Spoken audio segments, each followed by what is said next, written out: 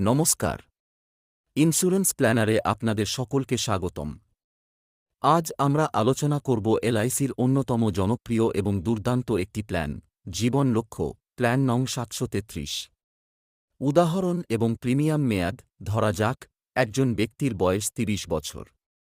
তিনি ২০ বছরের মেয়াদের জন্য এই পলিসিটি নিচ্ছেন।